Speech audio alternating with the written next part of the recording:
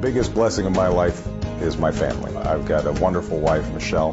We've been blessed with 2 beautiful daughters, and we're active in our church, Trinity United Church of Christ. My family life, I think, is most important to me, and it's the main thing I do when I'm not working in my political life.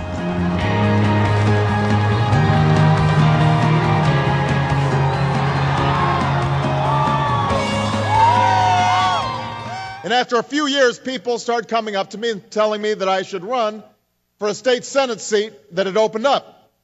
So I did what every wise man does when confronted with such an important decision. I prayed on it, and I asked my wife.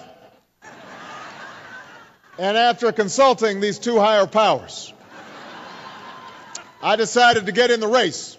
The first time I met Barack was at our law firm. I was a first-year associate. He was funny. He was very self-deprecating. He had this amazing background and story. Barack had always talked about the fact that he went to law school not to cash out, but to try to make change. And he thought that the education he would acquire would give him the tools to come back and be able to do more.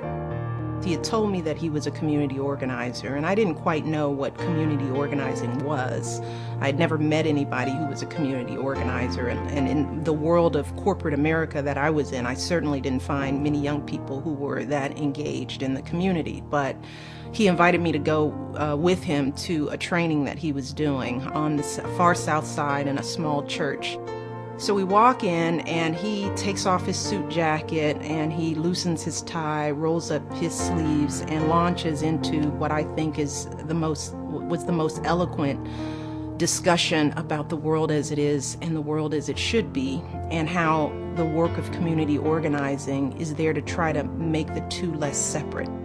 And he connected with every single person in that room. There were a lot of amens going on. So I thought, this guy is pretty special.